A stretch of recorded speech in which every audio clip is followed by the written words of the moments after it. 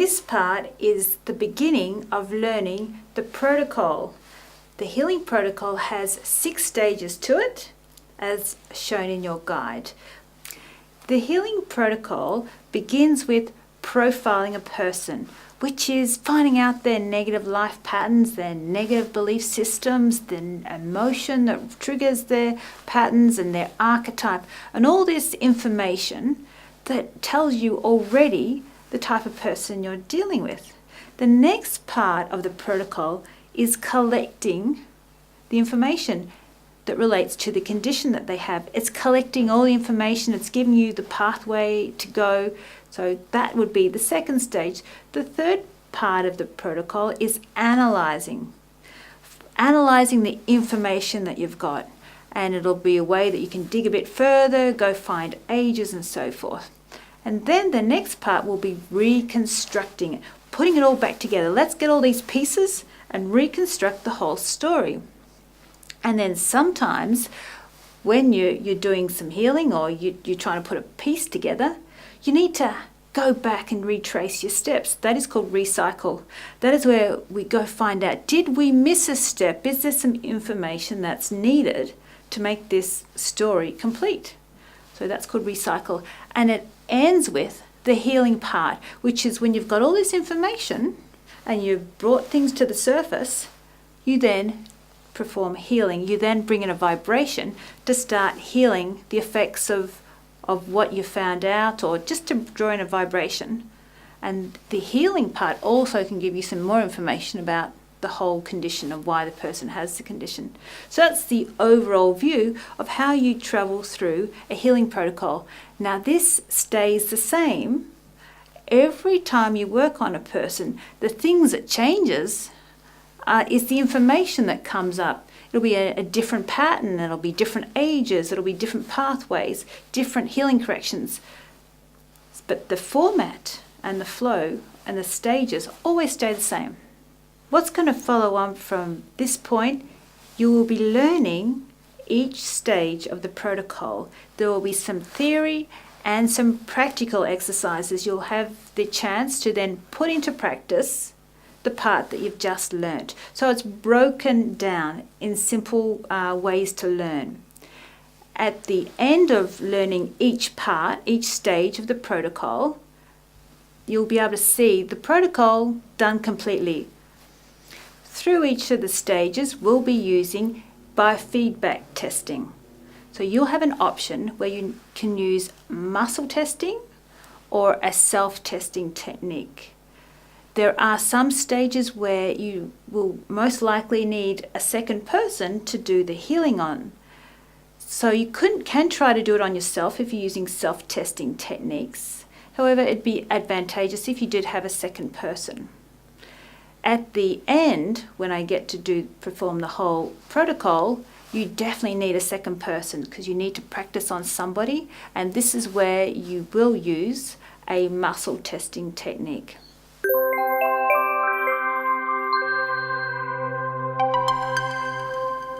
The first step is meeting your client, getting to know them, and this is where you ascertain what their VARK learning style is. That is, working out how they relate better, whether they're a visual person, whether they're kinesthetic, which is a feeling person, whether they're auditory, which is they hear things, or whether they're reading and writing, they like to see it written. When you're first greeting your client, you're going to learn about them and get information from them. We're going to start with understanding what their VARK learning style is. Now VARK stands for visual, which is seeing and how if someone relates to visual pictures.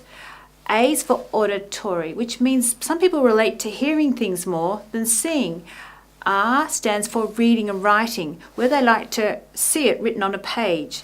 And K stands for kinesthetic, where they like to feel something.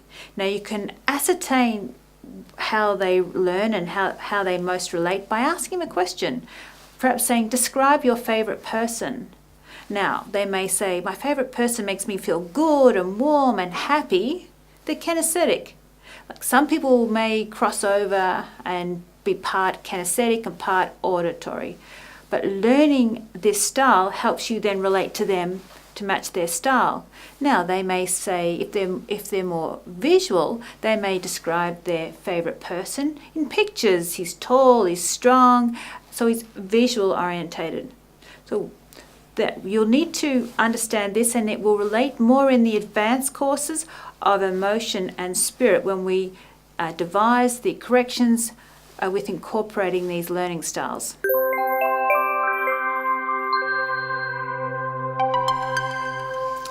This part is what to say to your clients, how to build rapport, how to let them feel comfortable and relaxed with you. So the first thing that you can do is reframe their statements. Feed back to them what they're telling you. Like they may be talking and saying this happened, that happened. So feed it back to them by saying, so you're saying that you've had chronic fatigue for 7 years, that you still have chronic fatigue now, that you're under a lot of stress at home. So just feed back to them. So one, they know that you're listening, and two, it becomes clear of what you're looking at, what you're dealing with. So it's a really good way to begin to build this rapport, and a little bit of mirroring, which is becoming a little relating to them on their level. For instance, if you've got someone that's come in that's perhaps just lost somebody, someone's passed away, their energy is quite low and things feel quite hopeless to them. If you're really upbeat and high energy and happy and whatever, they're going to see this gap. They're going to feel uncomfortable. They're going to think, she doesn't know how I feel. So sometimes when they're that low and that sad, you just need to relate to them a little bit more on their level, so then they feel the gap isn't so huge. You may get talkers, people that like to talk and talk and talk about their condition. Now that's all fine, but you'll need to monitor this, and you may need to say something like, there's a lot going on in your life. There's a lot that's happened. There's a lot that we have to deal with. Would it be a good idea that we actually begin doing that healing session? Shall we begin treating all these things? So sort of feed back to them that you want to get onto the job of working on all this stuff. Otherwise, they can talk through the whole session. Another good thing is to get an understanding of what sort of therapies they've had, what they can relate to. If your client has had Reiki and other kinesiology and all this type of healing, then you know exactly that what you do will be just what they're after. If you've had someone that's only seen the medical profession and so forth, then you may need to ask them, are they familiar with this type of work, and just get an idea of how they feel about it, because you'll be working with energy and they may not be familiar with it. I also make it clear to understand if they believe in past lives or karma or anything like that, because I'm careful with the language I use with them. Because if they're like thinking that's against my beliefs or I don't believe in that, what you do will be futile. They need to be able to you need to be able to bridge that gap with your client. Now, another thing that you can do is set the timeline. Let them know how the whole session is going to work, that you're going to talk to them, find out what's going on, and how the whole thing will progress. You will take time at the end to summarize everything, feed back to them what's happened in the session, and let them know how this all flows so that they're comfortable with what they're going to be doing throughout the session.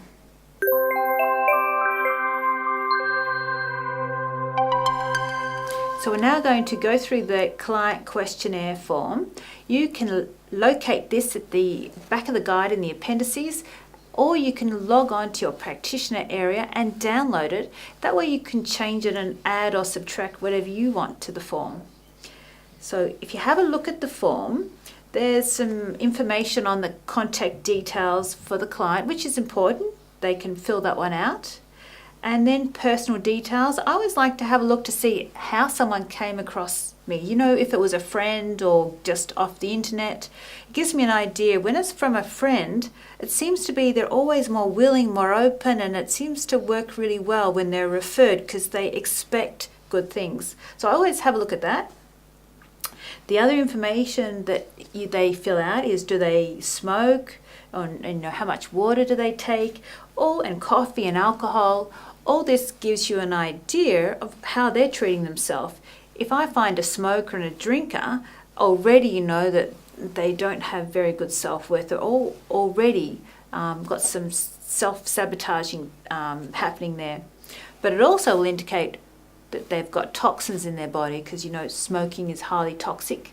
There's another area that they can put down, which is the fillings. The reason why I ask for how many fillings, which is silver fillings or white fillings. The silver fillings are amalgam, and they have a lot of metals in it. One of them being mercury. Mercury, highly toxic, ruins the immune system, and it's one of the most common toxins I find in most people that are unwell.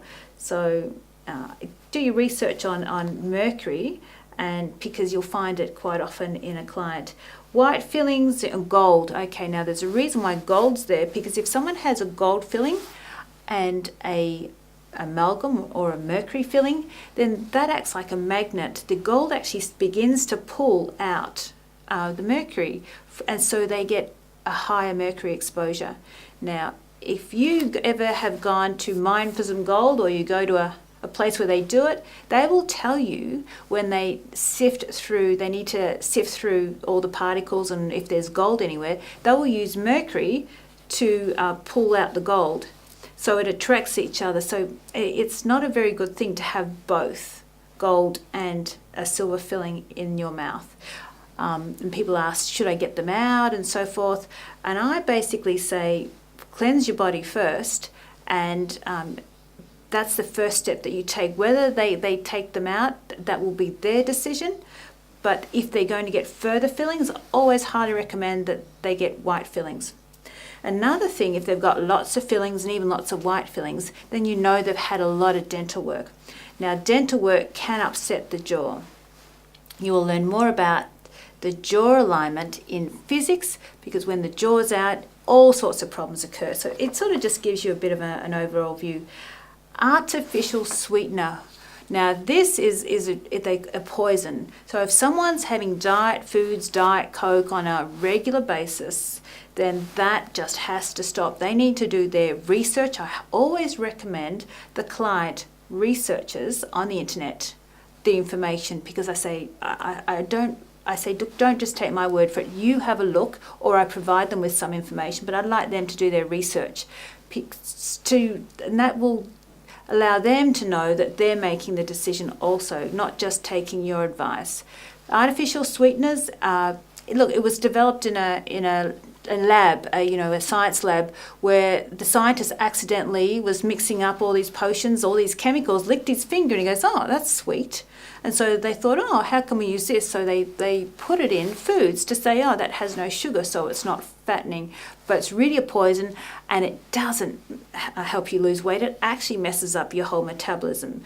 So when I get someone that's taking diet drinks and diet foods, I say that's a no-no. And a lot of people that have diabetes often take this toxin. So it's not a good thing at all. They need to start researching. So their state of their health, so they can rate the state of their health. And if they've got a few things going on, I'll just write next to, say, back pain. I'll ask them then and there if they haven't filled it out. So what's the back pain right now? And they'll say, oh, back pain is 3 out of 10. But they can get really bad to 10 out of 10. So I put the range in. It's from 3 to 10, and I like to know where I'm working at that moment, so that at the end of the session, even though it may get higher at other times, if they've been on a 3, we can then see where we've moved it to.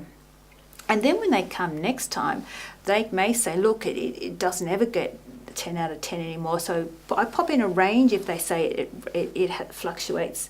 But I always ascertain where they're at right that moment when they come and see me, because then you can, check right at the end what their levels will be. So, and there's another section where they write in other major surgeries, accidents, illnesses, car accidents and whiplash. That can have a really big impact on the body. So that will make sense if they've had a lot of car accidents and all sorts of things. And other therapies they've received. So what therapies they've received for all these things that are going wrong. So it gives you an idea of who you're dealing with. There's lots of conditions that they can circle. You may want to, if you don't know what they are, sometimes it's good to just do a bit of research, but you'll learn more and more. Every time a client comes in, they'll say, look, I've got this condition, and you may need to say, so can you please explain that condition? Or you may already know it before they come in, do your research, or do more research after. That way you're building, every time a client comes in, you're building the information, and then they'll give you how they feel with the condition. So you'll be gaining lots of knowledge by just meeting your clients. On the back is where they answer specific questions. I love this section. I love to read this section because this section will be pertinent, will give you clues when you're working on them and the information that comes up. Because it says, what are your biggest fears? Describe. Fear, as you know, is a negative emotion. So this continual fear that they may have is causing the condition they have. It's causing the immune system to drop. So the fears will be interesting, what they write down, and usually always relevant to the treatment that you give them. What has been the most negative influence in your life? Again, this negative influence will always come up in the session. It'll always be part of the treatment because it's all negative influences. And then it says, what has been your most positive influence in your life? Now, this is really valuable because this is where, when you know something that they think is positive, or there's someone they love, you can then move their energy when you need to. You'll learn how to do this. But when you need to take them to a safe place, or when they need to change this vibration and get them into a healing place, I often bring in a thought of that person or the things that they love. And then the whole energy changes. So it's also another really valuable question. What are your dreams and what are your desires and what do you wish to achieve? This also very valuable, helps you assist with getting them to go forward, to focus on what's important to them. And really great question, and you'll learn more about how to incorporate that question later on in the more advanced courses. And describe in detail how you want to feel. So now you can see really what they want in life. What do they want to feel? Do they want to feel peace? Do they want to feel more abundant? This will give you more clues on what you're trying to achieve. And also by answering these questions, it starts to launch rockets of desires for them. It starts to make it clear for the client what they really want. They may never have known what they wanted until you've asked them, so what do you want? So this is a fantastic question to really get them clear and refocus them before they've even started working on you.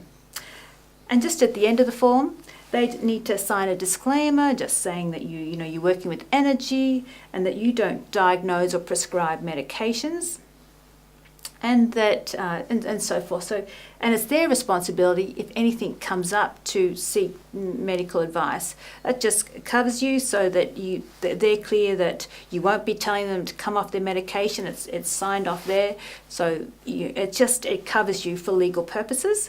And they sign it and date it. So really good form to have a look. Fill it out yourself. I suggest you sit down and you fill out the form as you would, as if you're a client, and get accustomed to how it feels to complete those sentences and circle all these things and date it.